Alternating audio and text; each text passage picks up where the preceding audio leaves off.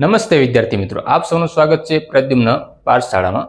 ગયા વિડીયોમાં આપણે ધોરણ 9માં જે પ્રથમ ચેપ્ટર છે સમય સંખ્યા તેની આપણે થિયરી સમજ્યા હતા અને આ વિડીયોમાં આપણે જે પ્રથમ ચેપ્ટર રહ્યું આ સમય સંખ્યા એનું જે સ્વાધ્યાય 1.1 છે તે આપણે જોવાનું છે અને સ્વાધ્યાય 1.1 સરળ રીતે આપણે સમજીશું। એમ કે જો તમે પહેલો વિડીયો થિયરીનો જોયો ન હોય ને તો જોઈ લેજો।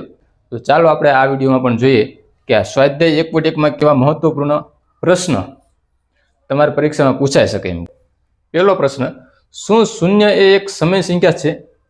તો આપણે ગયા વિડીયોમાં વાત કરી હતી કે સમય સંખ્યામાં કોનો સમાવેશ થાય એમ કે તો જોઈએ તો પહેલા અહીંયા હું તમને થોડુંક કહેવા માંગુ કે આપણે જોયું તો પ્રાકૃતિક સંખ્યા,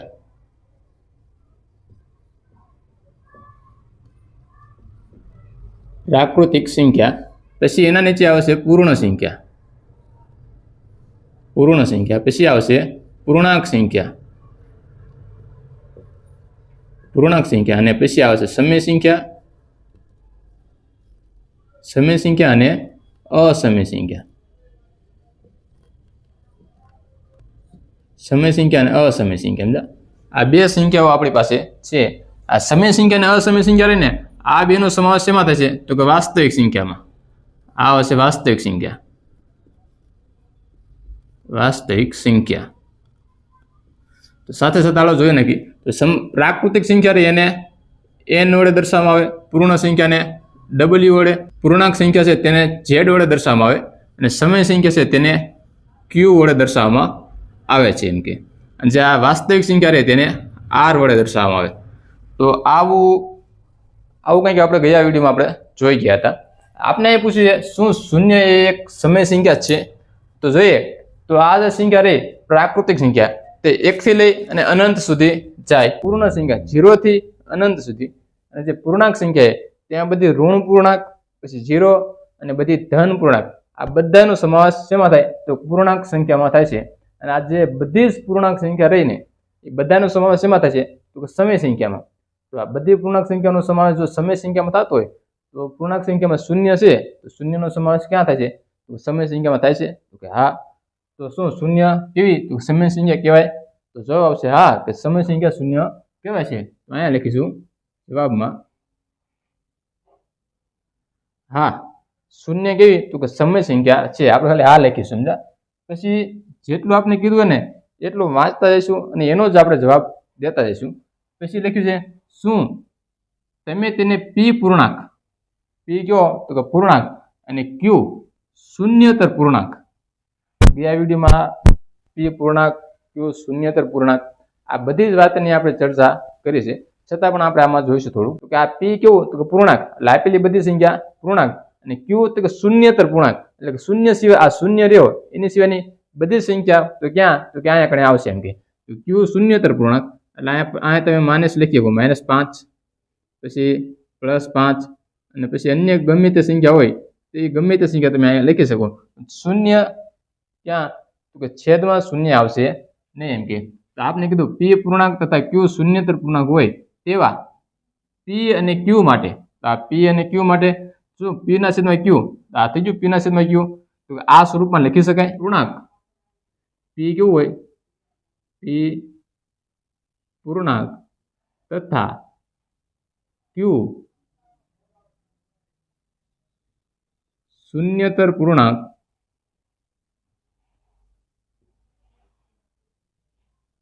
સ્વરૂપમાં p છેદમાં q ને લખી શકાય। શું થાય લખી શકાય? ઉદાહરણ આપણે જોઈએ, ઉદાહરણ તરીકે જોઈએ તો કે 5 ના છેદમાં 10 લખો, પછી 0 ના છેદમાં 8 લખો, 0 ના છેદમાં 5 લખો। તો આપણે દર્શાવ્યું શૂન્યને આપણે ઉપર રહેવા દીધો અને બાકી બધી સંખ્યા નીચે રહેવા દીધી। આમાં માઇનસ વાળી પણ સંખ્યા આવી શકે, તમે આમ પણ લખી શકો કે અહીંયા લખ્યા હોય કે 5 લખ્યા 5 ના છેદમાં -10, આવી બધી સંખ્યા હોય એને પણ તમે લખી શકો એમ કે।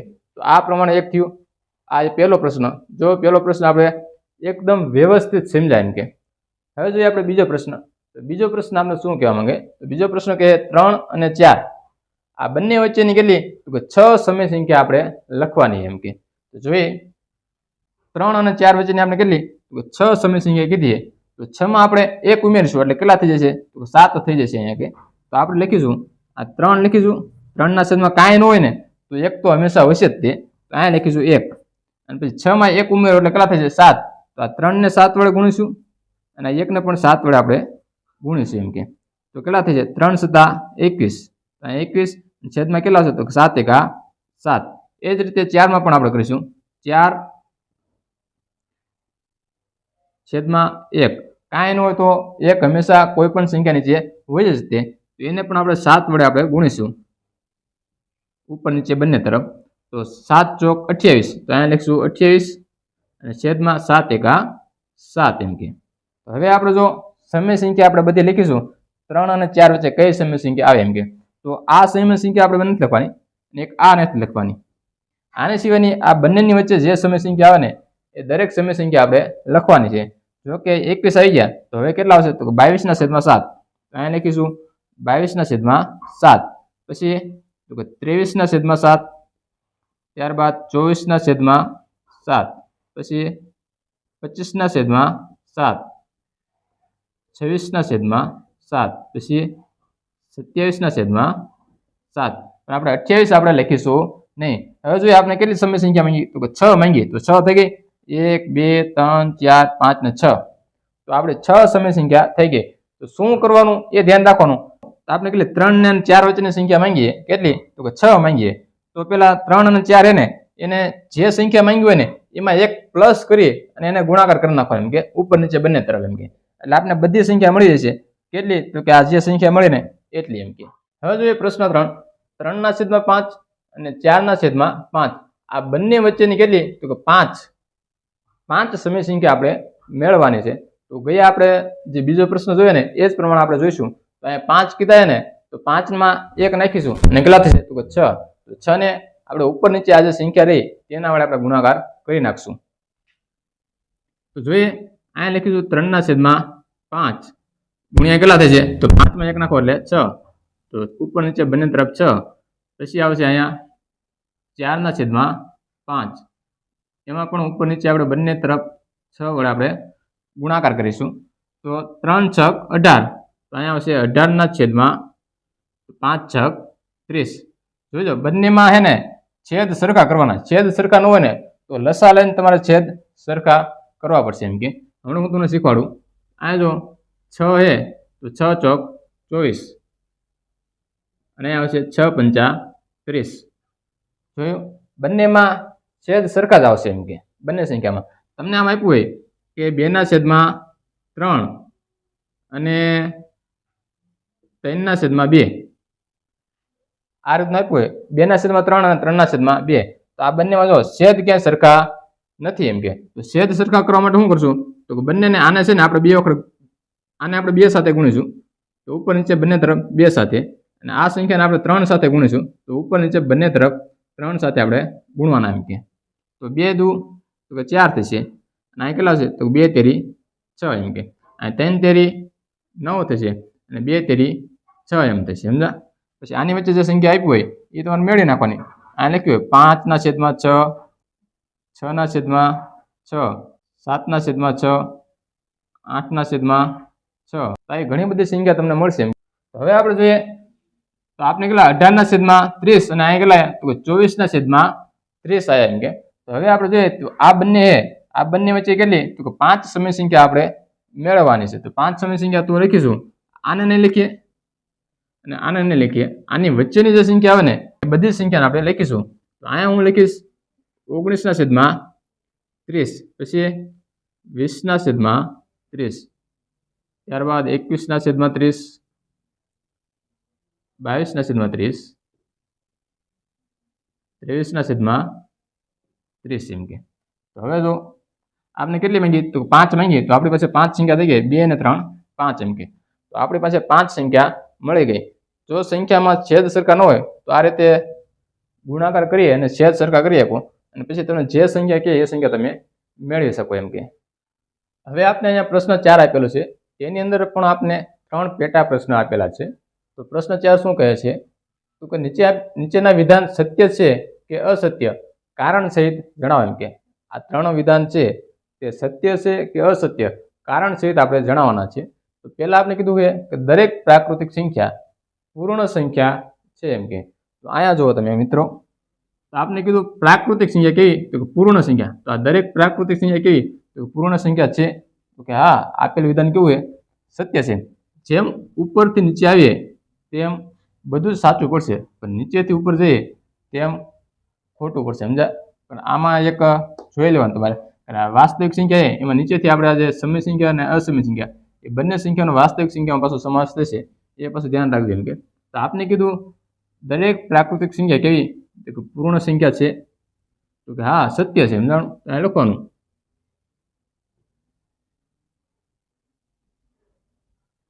કેવું વિધાન છે આ, તો કે સત્ય છે એમ કે. કારણ છે જણાવવાનું. કારણ કે શું, કે દરેક પૂર્ણ સંખ્યા રહે ને, પૂર્ણ સંખ્યા એમાં પ્રાકૃતિક સંખ્યાનો સમાવેશ થાય છે એમ કે. જેમ કે જોઈએ ત્યાં લખવાનું દરેક પૂર્ણ સંખ્યામાં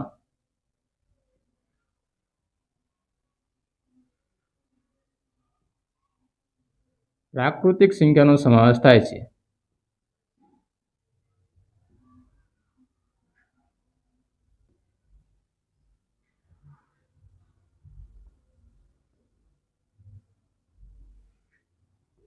સાથે સાથે ઉદાહરણ તરીકે લઈ નાખવાનું, પૂર્ણ સંખ્યા ક્યાંથી શરૂઆત થાય, પૂર્ણ સંખ્યા શરૂઆત થાય 0 થી. તો અહીં લખી નાખવાનું 0 થી લઈ 1, 2, 3 એ રીતે અનંત સુધીની સંખ્યા થશે એમ. તો આ તમારો થઈ ગયો પહેલું વિધાન. પછી બીજું વિધાન કીધું દરેક પૂર્ણાંક કેવી, પૂર્ણ સંખ્યા છે. દરેક પૂર્ણાંક પૂર્ણ સંખ્યા છે. તો અહીંયા જો આ દરેક પૂર્ણાંક રહી એ કેવી, પૂર્ણ સંખ્યા છે. હમણાં થોડી વાર પહેલા કીધું કે નીચેથી ઉપર જવાનું હોય તો વિધાન કેવું થશે, તો અસત્ય થશે. તો અહીંયા લખી નાખો પહેલા અસત્ય. આ વિધાન કેવું છે, તો અસત્ય. અસત્ય વિધાન છે. કારણ કે દરેક પૂર્ણાંક હું, તો પૂર્ણાંક સંખ્યામાં કઈ સંખ્યાનો સમાવેશ થાય, પૂર્ણ સંખ્યા જોયું તો કે 0 થી લઈ અને અનંત સુધી પૂર્ણ સંખ્યા જાય છે એમ કે. પૂર્ણાંક સંખ્યામાં, તો પૂર્ણાંક સંખ્યા રહે તેમાં ઋણ સંખ્યાનો સમાવેશ પૂર્ણાંક સંખ્યામાં થાય છે, પરંતુ પૂર્ણ સંખ્યામાં ઋણ સંખ્યાનો સમાવેશ થતો નથી. અહીંયા લખીશું પૂર્ણાંકમાં ઋણ સંખ્યાઓનો સમાવેશ થાય છે. ઋણ સંખ્યાઓનો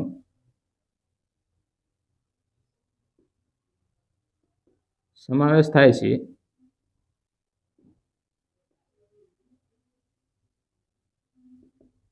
પરંતુ તે પૂર્ણ સંખ્યામાં થતો નથી.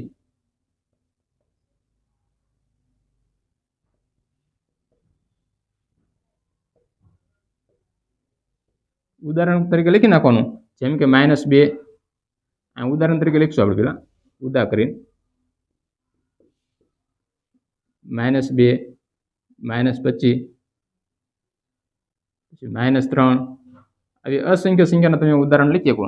આ બધી સંખ્યા કહીએ તો કે ઋણ સંખ્યા થઈ, જેનો સમાવેશ શેમાં નથી થતો, તો કે પૂર્ણ સંખ્યામાં એનો સમાવેશ થતો નથી. તો આ વિધાન કેવું થયું, અસત્ય થયું.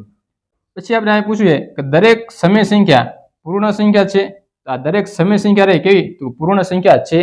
તો આપણે પહેલા જ કીધું નીચેથી ઉપર તરફ જવાનું હોય તો વિધાન કેવું થશે, તો કે અસત્ય વિધાન થશે એમ કે. તો આપણે કીધું છે નીચેથી ઉપર તરફ, તો આ સમય સંખ્યા રહી એ કેવી, પૂર્ણ સંખ્યા છે. તો આ કેવું વિધાન છે, તો અસત્ય એમ કે. તો અહીં લખવાનું અસત્ય. અસત્ય છે, સમજા.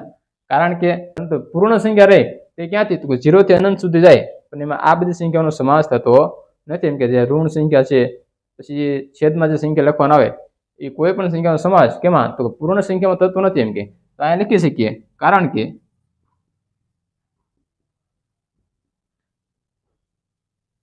0/5, 2/5 વગેરે સમય સંખ્યા છે કેવી છે,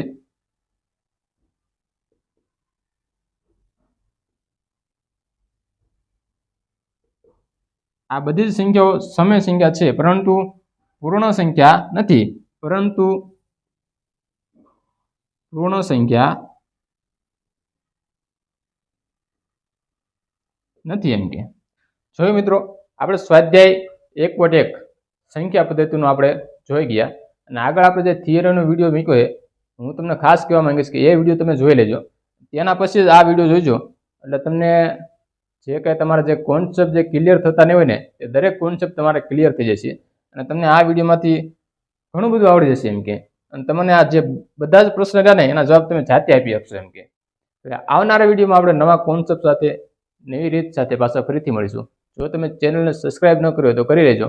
અને આવનાર વિડીયોમાં આપણે ફરીથી મળીશું. જય હિન્દ, જય ભારત.